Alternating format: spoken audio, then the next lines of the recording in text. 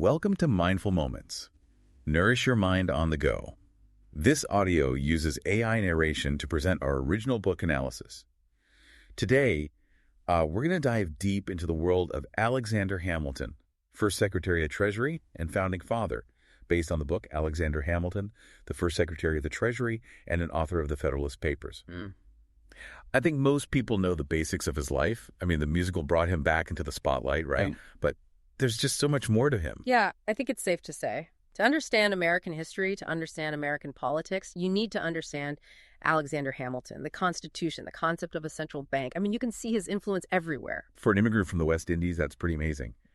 He not only becomes a founding father, but he's arguably one of the most important figures in shaping the nation, our financial systems, our government, and he did all of this without even being president. His background is a great place to start, I think. I mean, just think about it. Born out of wedlock, abandoned by his father, orphaned as a young boy, it makes you wonder how those experiences shaped him, right? It had to affect his ambition, his drive, and drive he had. Even as a teenager, his intelligence and ambition were obvious. He was sent to the American colonies for education. It's interesting, though, he was sent to the colonies, but had no interest in plantations or slavery. He even rejected inheriting his family's sugar plantation, which relied on slave labor. He ended up at King's College, which we now know as Columbia University. Wow. Think about that. A future founding father studying at an institution that was, well, let's just say, sympathetic to British rule. A little bit of a paradox, wouldn't you say? Absolutely. It seems like his whole life is full of those kinds of contradictions. Yeah. He was a student when the revolution broke out, but instead of just watching from the sidelines, he was pulled right into the action. His writings and speeches advocating for independence were incredibly powerful. He even defended his loyalist mentor from an angry mob. What? Yeah. Shows you the kind of guy he was, committed to his principles, willing to stand up for what he believed in, even when it was unpopular. He never backed down. And that unwavering character combined with his, how should I put it, military smarts, well, it caught the eye of General George Washington. His rise through the ranks was, well, fast. He impressed Washington with his strategic thinking and became a trusted aide, shaping some really important communications during the Revolution. That relationship with Washington was key. I mean, having Washington as a mentor, as someone who believed in his ideas, that was crucial as the nation started to take shape after the war. It was a time of huge upheaval. They'd won independence, sure, but now they had this enormous task in front of them, building a whole new government from the ground up. It was a scary time, you know. Lots of uncertainty. The Articles of Confederation, the first attempt at a government, well, they were just too weak. Did it really work out so well? Not at all. And Hamilton saw that as a real threat. He knew the nation needed a strong central government, and he wasn't afraid to say it. Which is what led him to fight so hard for the Constitution and those Federalist Papers he co-authored. They were really key in getting people on board, especially in New York. You know, the Federalist Papers are more than just historical documents. They really give you a look into the minds of the Founding Fathers, their political philosophy, what they believed. You can see Hamilton's brilliance there, his understanding of how government should work, his belief in a strong union, his commitment to reasoned debate. It's easy to forget that not everyone was thrilled about a powerful federal government. I mean, they just fought a war to get away from a king. Right, there was a lot of fear about that.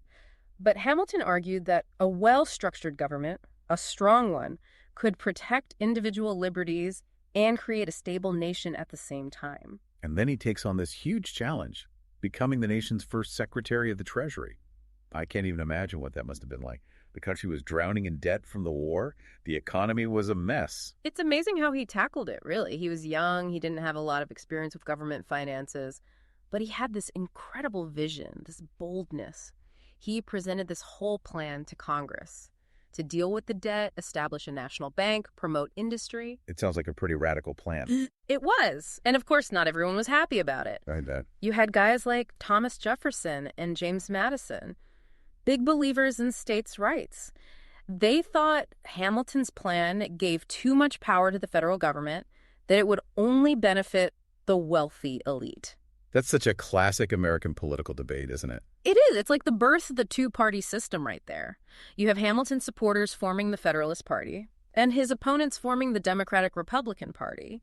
And those debates they were having, they're still relevant today. The role of government, the balance of power, economic policy. We're still figuring all that out. Exactly.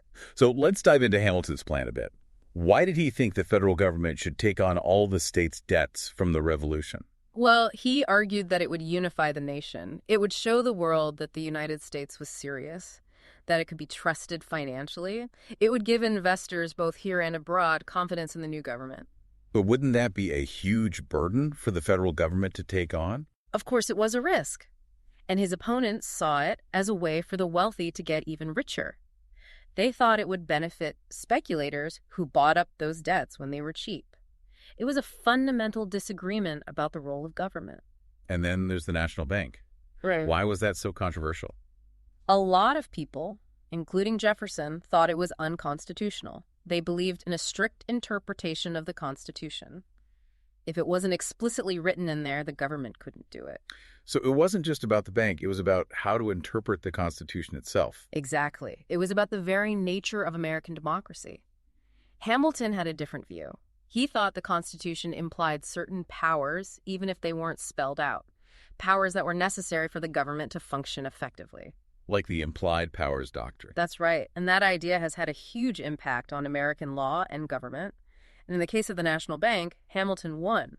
Washington signed the bill, creating the first bank of the United States in 1791. It's amazing how those early debates are still shaping our understanding of government today.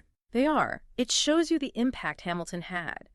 His vision for a strong national government, a strong financial system, it laid the groundwork for the economic power the U.S. would become. But of course, it's not a simple story. Right, there are complexities, contradictions. Exactly. He had some really revolutionary ideas, but they also created a lot of opposition. It seems like he was always at the center of some controversy. Yeah, it's funny, isn't it? He wanted a unified nation, but he seemed to, stir things up whatever he went. Brilliant guy. But that sharp tongue of his definitely didn't win him any popularity contests. He had some pretty epic battles, especially with Thomas Jefferson and Aaron Burr. Oh, yeah, those got nasty. It became very personal. And then there's Burr, the man who ended up killing him in that duel. It's easy to think of it as just a sudden act of violence. But it sounds like there's a lot more to it than that. Oh, there was a long history there. Years of animosity, political maneuvering. It didn't just come out of nowhere. So the election of 1800, Burr's running for president against Jefferson, and it's close, really close. And Hamilton, even though he and Jefferson didn't exactly see eye to eye politically, he used his influence to make sure Jefferson won. He thought Jefferson was the lesser of two evils, so to speak. Even when he disagreed with someone, he was still playing the long game. But it sounds like he really disliked Burr. Why was that?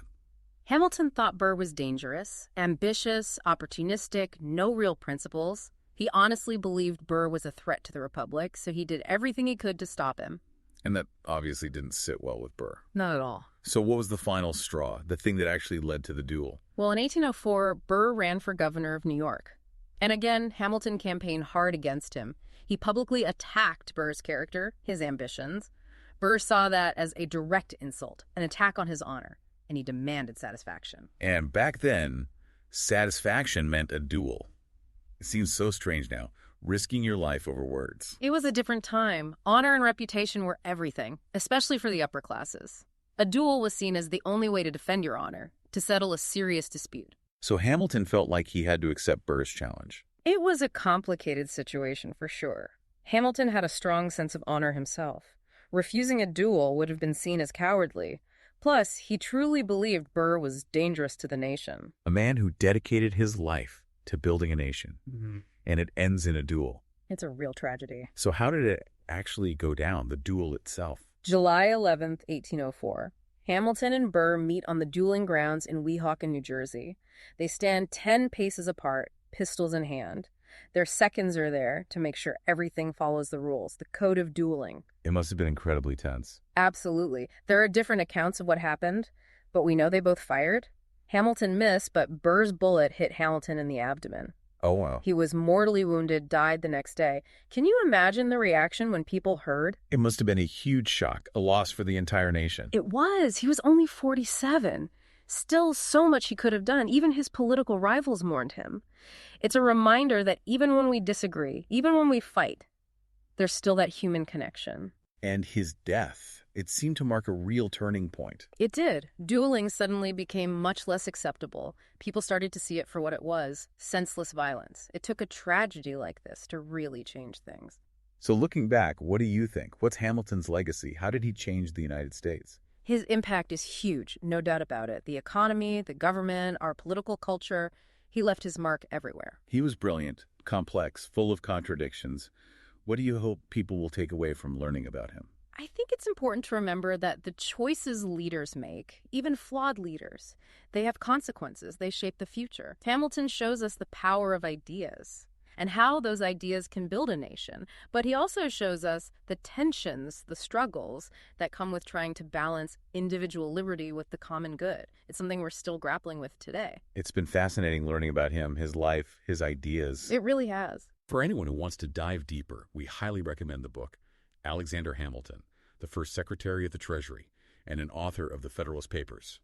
It's an incredible look at his life, his work, his impact. You can find a link to purchase the book in the show notes. And don't forget to subscribe to Mindful Moments. Nourish your mind on the go for more deep dives into the people and ideas that have shaped our world. Thanks for listening.